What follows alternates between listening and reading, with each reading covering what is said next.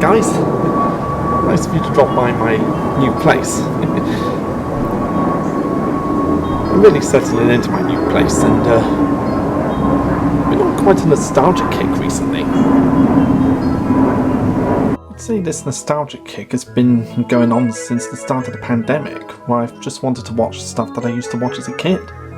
I mean, it's a no-brainer that I watched Thomas the Tank Engine and Friends, the classic series, but I've also started to look back at some of the other cartoons and shows I used to watch as a kid, some of the well-known ones, and some of the ones that have been forgotten over the years. Thanks to streaming services like Netflix and Disney+, I've been able to relive my childhood by watching some nostalgic classics. Very recently I started looking back to an old classic from the 1960s, The Magic Roundabout. The Magic Roundabout is an English-language children's television programme that ran from 1965 to 1977.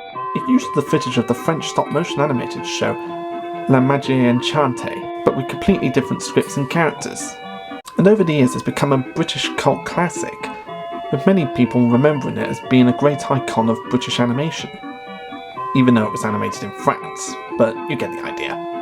As you remember, I have talked about Dougal and the Blue Cat and the 2005 CGI movie based on this iconic show. But today I thought I'd talk about the history of the show and what an impact it left on us throughout the years. So sit back, relax and enjoy my look back at the Magic Roundabout. The whole thing started with a man named Serge Dannot, who was born on the 7th of February 1931 and passed away on the 23rd of December 1990. He was a French animator and former advertising executive. Serge was born in France. As a young artist, he worked on the restoration of the Eiffel Tower and suffered an injury. While recuperating, he began practicing animation to relieve the boredom.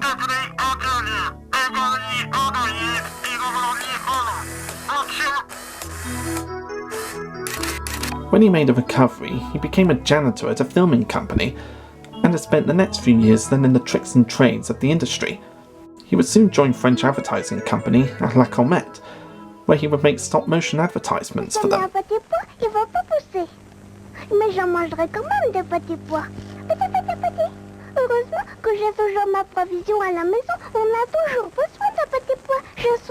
During this time, he met Britain's Ivor Wood, and between them they came up with the idea for the Magic Roundabout.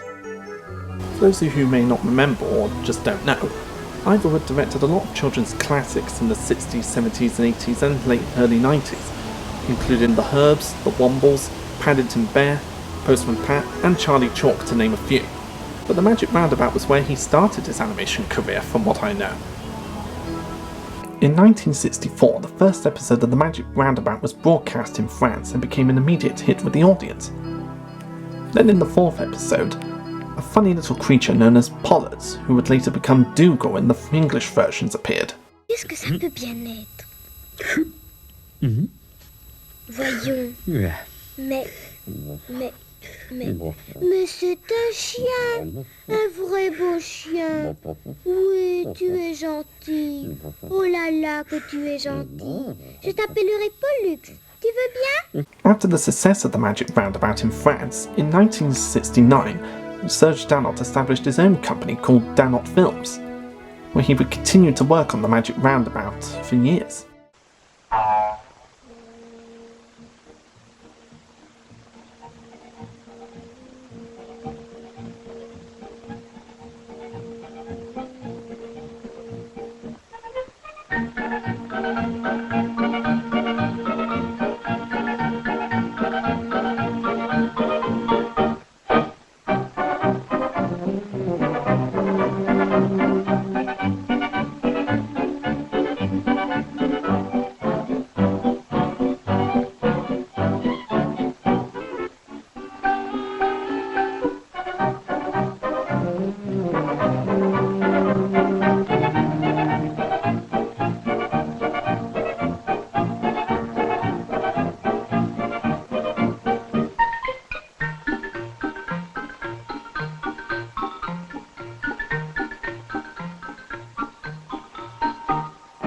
Of course, the Magic Roundabout, known about then as Le Magique Carousel, not sure if I said that correctly, was a huge hit in France in the 1960s, but it really took off when it came over to England.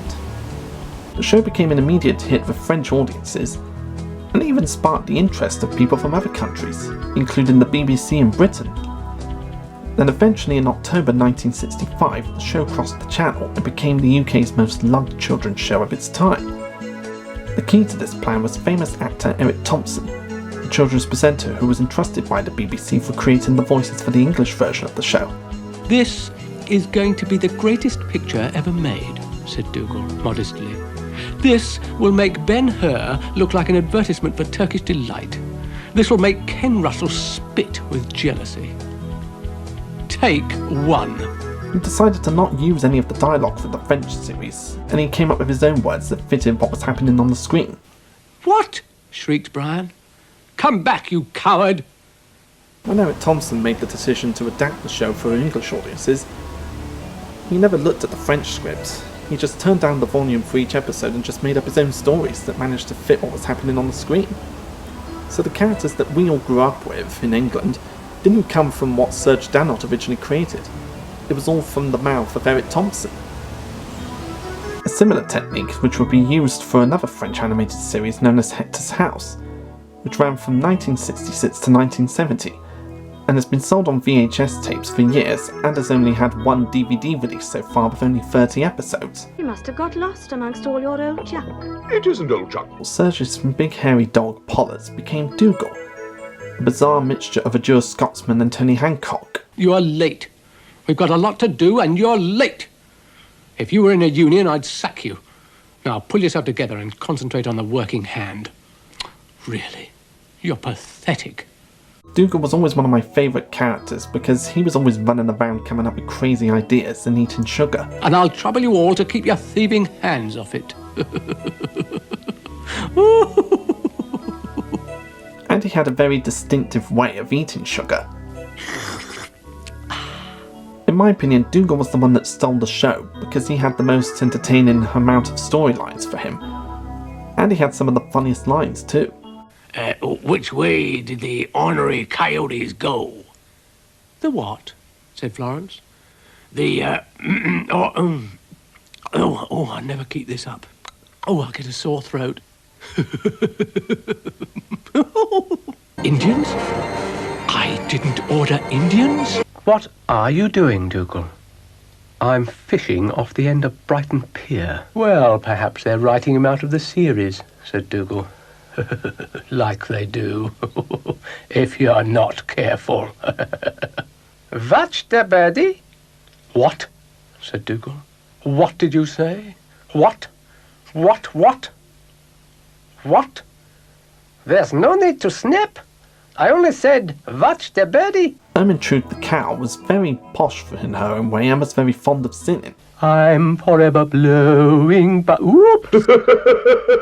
"Old man river, that old man river, he don't say nothing, but he must know something." Oh dear. Oh dear. I appear to have fallen off a bridge. Well, obviously. Dylan became the hippie-like guitar-playing rabbit that we all know today. He was rather dopey and was very fond of sleeping any chance he could. "What are you doing up there, little rabbit?" "I reckon it's like, safer and not so tiring, ma'am." "I don't know, ma'am," said Dylan. "Whenever I hear the word cats, I feel like, sleepy." "Funny fellow. Brian the slow-moving snail became a cheerful optimist who was well-meaning. That's all I need. A jolly laughing snail. The things I suffer. And was always the butt of Dougal's insults. I'm stuck on a harp. Well, you would choose the harp, wouldn't you? Great oaf. What have you come as, snail? Said Dougal. I shall win, said Brian. Pardon me while I have a little giggle, said Dougal. Drilling for oil. Great clump. Do you mean to tell me, said Dougal, that pathetic little moppet came in first? He couldn't beat an egg. I'm here, said Brian. Oh, bully, said Dougal. Never point guns at people. It's dangerous. What about pointing them at snails? He wouldn't know a rustler if it fell on him. Oh, you pathetic little clump. You potty little clump. Oh, I think you're rotten. Oh, I'll do that snail a mischief one day. I take it you are voting for me, said Dougal. I feel I should warn you that if you don't, I shall leap on you and pound you into the ground. And he made Florence a Christopher Robin-type character. A level-headed girl that the audience could relate to. Do you think we should do some work? Or something? I think I'm a bit young for actual work, said Florence. Then there's Zebedee, a good-hearted wizard who resembles a Jack-in-the-Box. He brings happiness and joy to the inhabitants of the Enchanted Garden. He's usually the one that brings Florence to the Magic Garden from the Magic Roundabout. Shall we go? Why not? Said Florence. And he's always the one that says the classic phrase, Time for bed. at the end of most episodes. And he often knows when Dougal's gone too far with some of his schemes and sometimes puts a stop to it. Like the time when he made that hair growth formula. No, I'm hearing enough. Stop it. No, get off. That'll teach him. And then there's the train, another one of my favourite characters because she is of course a steam engine. She's always happy to give the residents of the Magic Garden a ride to anywhere they want to go. And she is very polite, but is not afraid to speak out when she comes across something that displeases her. Like say an awful bridge, rustlers, having to carry freight, and Dougal's attitude towards things.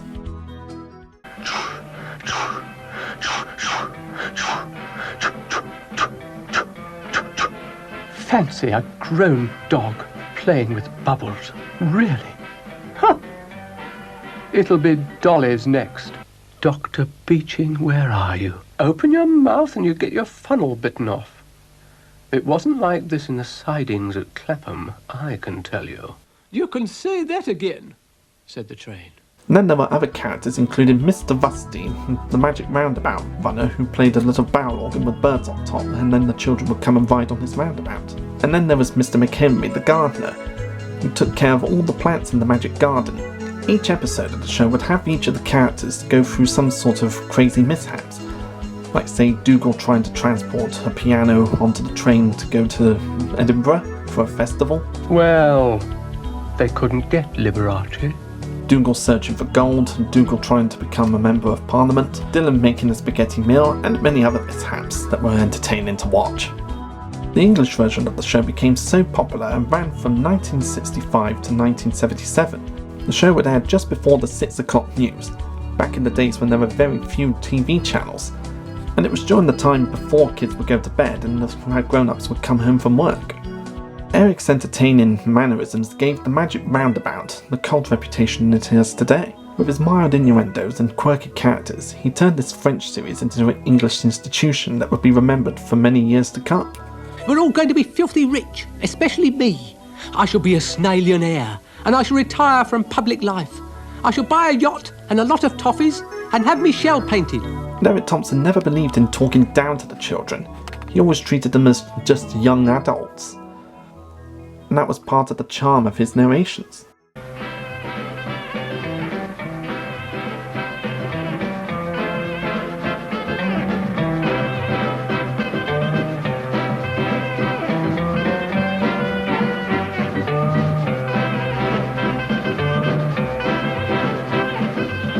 The series has been released on VHS throughout the 80s and 90s, but has so far never had a DVD release.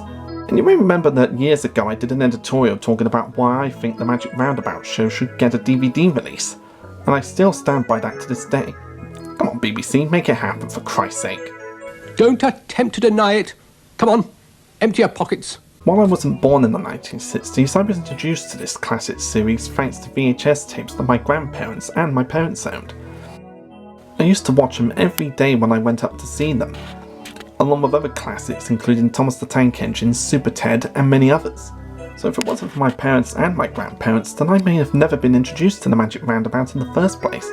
And looking back at it, I'm very glad that I was introduced to this 60s animated series. And it was one of the many things that sparked my interest in animation. Hence a couple of my episodes of Second Code being based on Magic Roundabout stories. The Magic Roundabout got so popular that in the mid-70s, Serge Danot went to create his first full-screen feature film based on the show, Dougal and the Blue Cat.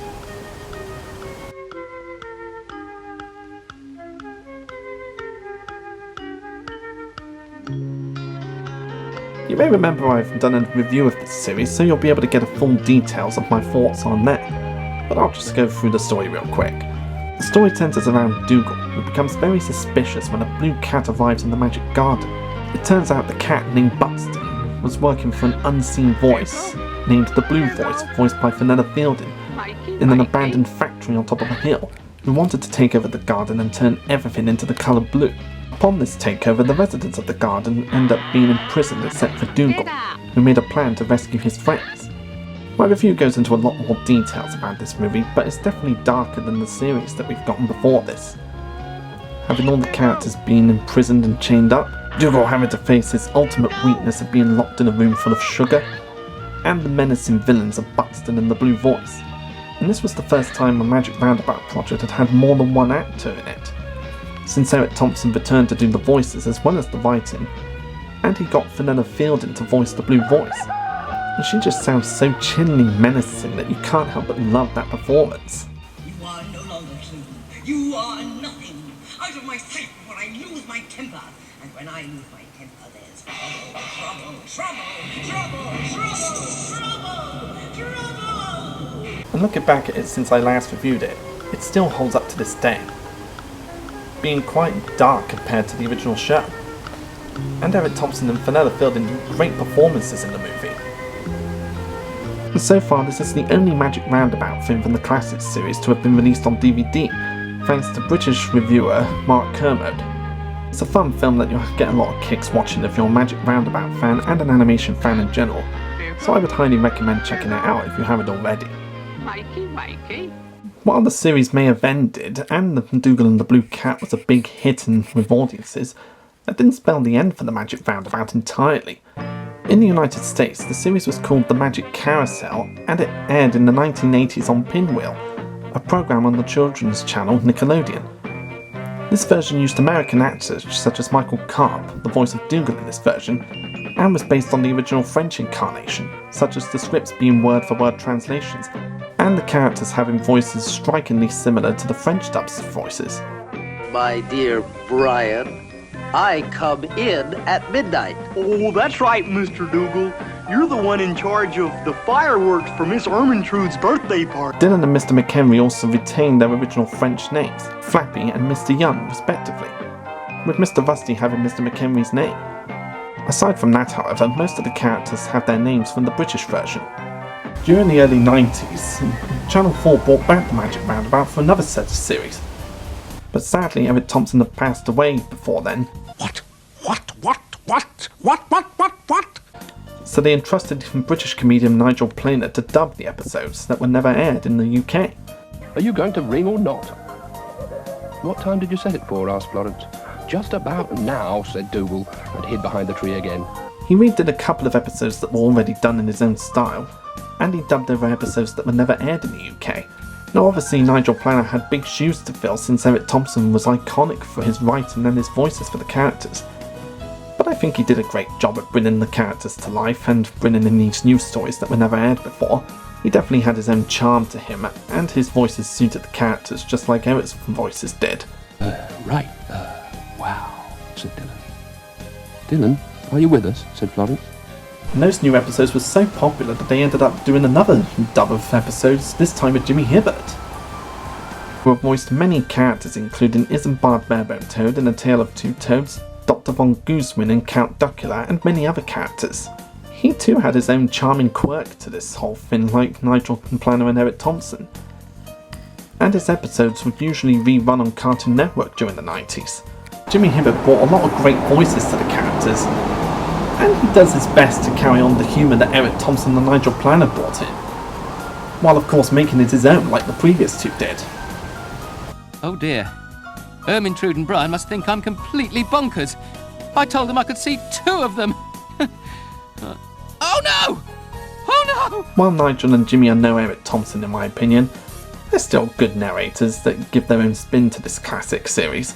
And if you can find their dubs of the episodes anywhere, then I would highly recommend checking them out if you haven't already.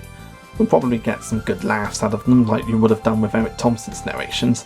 And if you love Nigel Planner's voices and Jimmy Hibbert's variety of voices, then this is definitely a good watch. Even though the Magic Roundabout ended its time on TV during the 70s, people never forgot about it, and it's still known and loved in today's pop culture. The show also had lots of merchandise sold with them.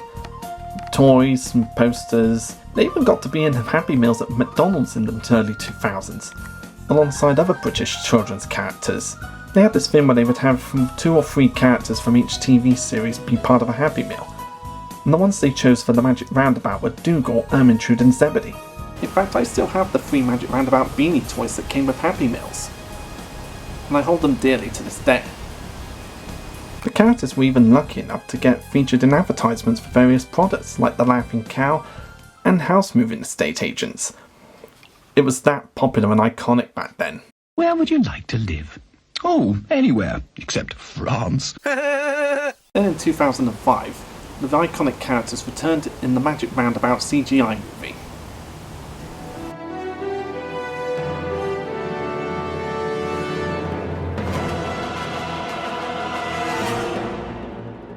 Again, I already reviewed this movie in full detail, so you can see my full details of my thoughts and opinions there, but like Dougal and the Blue Cat, I'll go through the story real quick for you guys.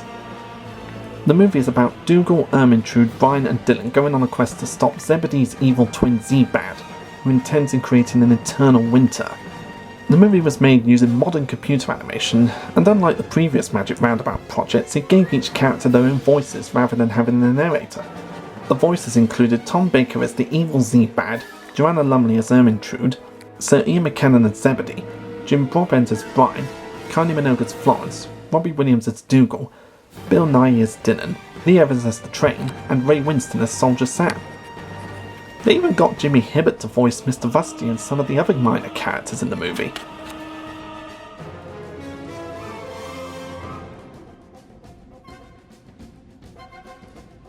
Like Dougal and the Blue Cat, years on since I last reviewed it, the Magic Roundabout movie still holds up to this day, being a great tribute to the show, and it keeps the characters the same as they are through Eric Thompson's writing.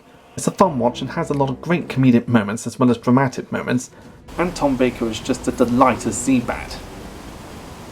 I mean, you could tell from his voice that he was just having a lot of fun voicing this character. The pressure! It's too much! I know! Sometimes I feel I'm going quite insane! So if you haven't checked out this movie yet, I'd highly recommend watching it if you love animation and the Magic Roundabout. In 2006, the film was released in the US as Dougal. The majority of the original British voices were replaced by celebrities familiar to the American public, such as Whoopi Goldberg and Chevy Chase. I've honestly never watched this movie yet, since I've heard so many bad things about it. So I honestly have no intent in watching the American version, since I think the British one is the standalone version in my opinion. After the success of the movie, Nickelodeon wasted no time in bringing the Magic Roundabout characters back for another series.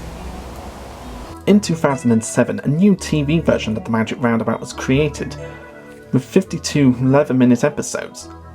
Every episode of the show began with Zebedee giving a brief summary to the audience of what will happen before the plot begins. The episodes would also end with Zebedee throwing a party after the problems had been solved, with Dylan remarking, "I wish it was time for bed, man," referencing the original series quote, "time for bed," before drifting off to sleep. The show was broadcast on the 22nd of October 2007 on the channel Nick Jr. The series picks up where the 2005 movie left off. The show brought in many other voice actors, and brought back Jimmy Hibbert to voice a couple of the characters. Bringing Jimmy Hibbert in to write a couple of episodes as well as voice a lot of the characters did make sense, since he did narrate some episodes during the 90s. I just wish they could have brought Nigel Planner back, then it would have been the full set. In my opinion, this new series didn't really create that same feel of magic and nostalgia that the original series did, but I honestly wasn't expecting it to, because you can't recreate the classics. But it is entertaining for what it's worth, and I'm sure some kids may have enjoyed it back in the day since it lasted that long. So the 2007 reboot's not really my cup of tea, but if you're interested to see it, then I would recommend checking it out just to see what it's like and to get your opinions out. So it's not really my cup of tea, but if you're interested to see it, then go ahead. So with this great history out of the way, what does the future hold for the Magic Roundabout? Well, it's quite hard to say at this point, but people will still remember it as being a great English institution, and it still holds up in British pop culture. So overall, the Magic Roundabout is a classic British series which is a lot of fun to watch, and I highly recommend checking it out if you're a fan of animation and Eric Thompson. It had a lot of good laughs, a lot of great characters, the storylines were entertaining, and some might say it's trippy as hell. I say it's a fun British show that you'll love if you're into animation and comedy and Eric Thompson. Soppy thing. All I gotta say, it's been a hell of a blast looking back at the Magic Roundabout, one of my favourite childhood shows. And my new adventures in my new house have only just begun. So until next time, this is Dalek44 saying, ciao.